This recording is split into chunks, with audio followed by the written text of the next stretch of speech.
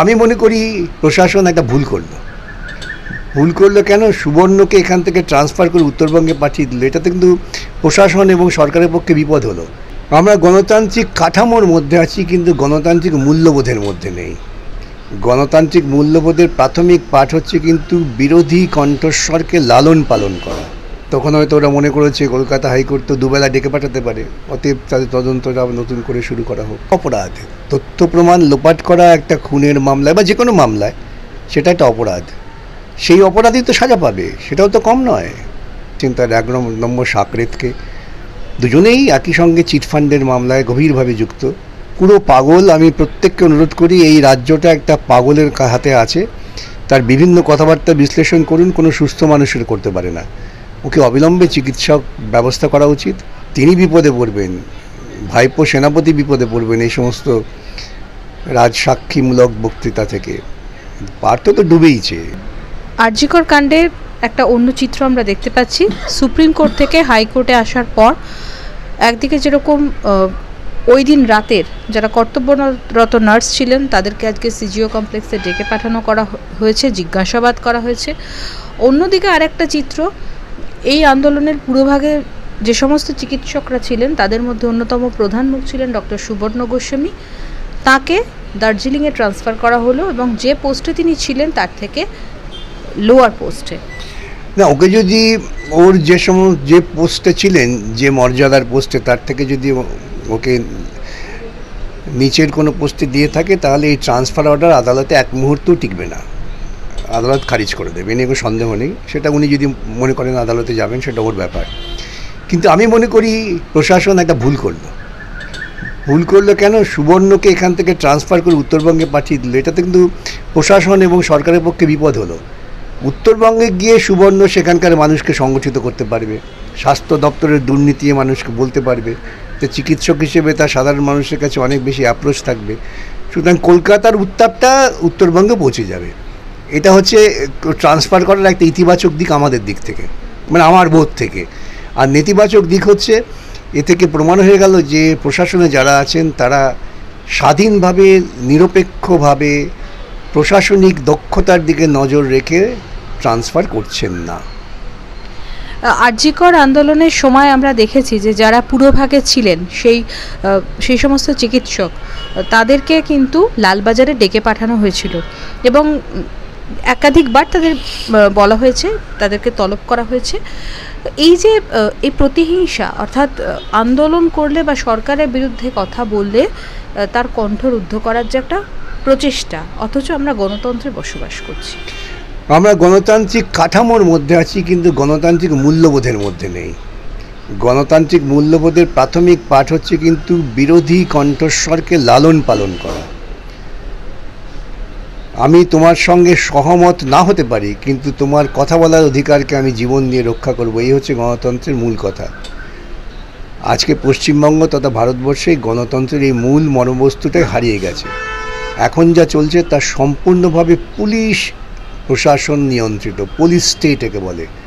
এটা স্বৈরাচারী সরকার চলছে এবং সেই স্বৈরাচারী সরকার তারা কোনো নিয়ম নীতি মেনে কাজ করছে না। কনস্টিটিউশনাল ডেমোক্রেসিতে রুল অফ ল হচ্ছে একটা মৌলিক চিন্তা। এ রাজ্যে রুল অফ ল বলে কিছু নেই, ভারতবর্ষ বিভিন্ন জায়গায় রুল অফ ল বলে কিছু নেই।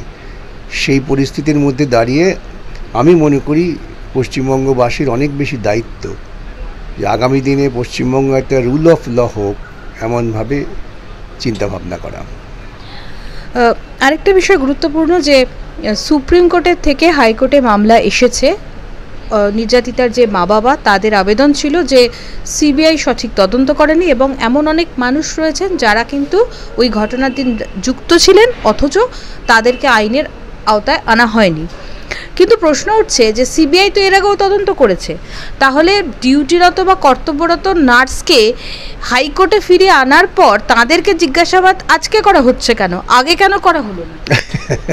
এটা সিবিআইয়ের কর্তাদের বলতে হবে। তারা তদন্তে ঢিলেঢালা ভাব দেখিয়েছেন। যেই তৎপরতা নিয়ে, যে ঠাস বিনুনি নিয়ে তদন্ত করা দরকার ছিল তারা করেননি। সুপ্রিম কোর্টে তদন্তের ব্যাপারে হস্তক্ষেপ করবে না। আমি প্রথম দিন থেকেই বলে আসছি যে সুপ্রিম কোর্টে মামলার কোনো গুরুত্ব নেই, কিন্তু সুপ্রিম কোর্টে থাকাতে ওরা হয়তো একটু সময় নিয়েছিল যে সুপ্রিম কোর্ট কী বলে, যদিও কোনো প্রয়োজন ছিল না। এখন যখন সুপ্রিম কোর্ট বলে দিয়েছে তদন্ত নিয়ে আমাদের কিছু বলার নেই, কলকাতা হাইকোর্টে যাও, তখন হয়তো ওরা মনে করেছে কলকাতা হাইকোর্ট তো দুবেলা ডেকে পাঠাতে পারে, অতএব তাদের তদন্তটা নতুন করে শুরু করা হোক। এই তৎপরতাটা দেখাচ্ছেন, এটা ভালো, এবং এই তৎপরতা দেখিয়ে দ্রুত তদন্তটাকে একটা যুক্তিসঙ্গত সিদ্ধান্তে নিয়ে পৌঁছন, এটাই একমাত্র দাবি আমাদের। আপনার কি মনে হয় যে সত্যি বেরিয়ে আসবে, রহস্য উদ্ঘাটিত হবে? এটা তো বেরোবে, তথ্য প্রমাণ কারা লোপাট করেছে, এটা তো বেরোবে কেন লোপাট করেছে এই তদন্ত হয়। তাহলে এটাও তো একটা অপরাধ, তথ্য প্রমাণ লোপাট করা একটা খুনের মামলায় বা যে কোনো মামলায় সেটা একটা অপরাধ। সেই অপরাধী তো সাজা পাবে, সেটাও তো কম নয়। তাতে তো ভবিষ্যতে মানুষ শিক্ষা পাবে যে তথ্য প্রমাণ লোপাট করা উচিত না ক্ষমতায় থাকলেও। সেদিক থেকেও তো সিবিআইকে তদন্ত করে সত্যটা সামনে আনতে হবে। মুখ্যমন্ত্রী অক্সফোর্ডে যাচ্ছেন ভাষণ দিতে, তার সফরসঙ্গী হচ্ছেন কুণাল ঘোষ। মুখ্যমন্ত্রী যাওয়ার আগে আজকে সাংবাদিক সম্মেলন করে দায়িত্ব ভাগ করে দিয়ে গেলেন যে দল কারা দেখবে এবং প্রশাসন কারা দেখবে, এবং তিনি বলেছেন যে তিনি যখন থাকেন না বিভিন্ন অশান্তির পরিস্থিতি তৈরি হয়, তো সেই বিষয়ে মানুষকে আরও একবার সজাগ করে দিন।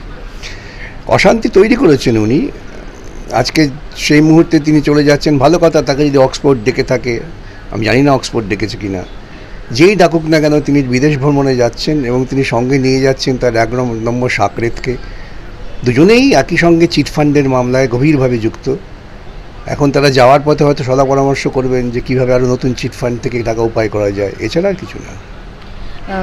গতকাল মুখ্যমন্ত্রীর করা একটি মন্তব্য নিয়ে যথেষ্ট হইচই পড়ে গেছে, সেটা হচ্ছে আমরা জানি যে মহাকাশচারী সুনিতা উইলিয়ামসের জায়গায় সেখানে তিনি সুনিতা চাওলা কথাটি ব্যবহার করেছেন এবং সেই বিষয়টা নিয়ে যথেষ্ট শোরগোল। না, সুনিতা চাওলা বলার জন্য শোরগোল হয়েছে বলে আমি শুনিনি। আমি বরং শুনলাম তিনি বলেছেন তার নাকি স্পেস সায়েন্স নিয়ে অনেক পড়াশোনা আছে।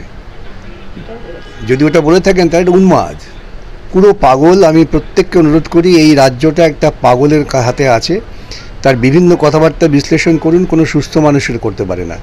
ওকে অবিলম্বে চিকিৎসা ব্যবস্থা করা উচিত, এবং চিকিৎসার জন্য যদি অক্সফোর্ডে গিয়ে থাকেন গোপন করে, সেটাও ভালো, ওখানে মানসিক রোগের চিকিৎসা করে আসুন। আরও বিপাকে পার্থ চট্টোপাধ্যায়, জামাইয়ের পর এবার আর তার এক আত্মীয় কৃষ্ণ অধিকারী নামক একজন জনৈক ব্যক্তি, পার্থ চট্টোপাধ্যায়ের আত্মীয়, তিনি সাক্ষ্য দেবেন। তারা সাক্ষ্য দিন, আসল অপরাধ বিপদে পার্থ পড়ছে না, পার্থ তো বিপদে পড়েই আছে আকণ্ঠ। এবার ওর দিদি পড়বে, দিদি নয় ওর নেত্রী কী বলে জানি না আমি, তিনি বিপদে পড়বেন, ভাইপো সেনাপতি বিপদে পড়বেন এই সমস্ত রাজসাক্ষীমূলক বক্তৃতা থেকে। পার্থ তো ডুবেইছে, এবার সবাই ডুব। একের পর এক বিভিন্ন জনকে আটক করা হচ্ছে, গ্রেফতার করা হচ্ছে, কিন্তু এই যে সূত্রটা, এই যে মালাটা শেষে বন্ধন কবে হবে? সেটা বন্ধন করতে গেলে আমাদের সকলকে রোজ রাস্তায় নামতে হবে। একটা কথা আমি প্রায়শই বলি যে আমরা অস্ত্র তুলে দিয়েছি আইনের মারফত, সেই অস্ত্রটাকে কার্যকর করার জন্য মানুষকে পথে নামতে হবে।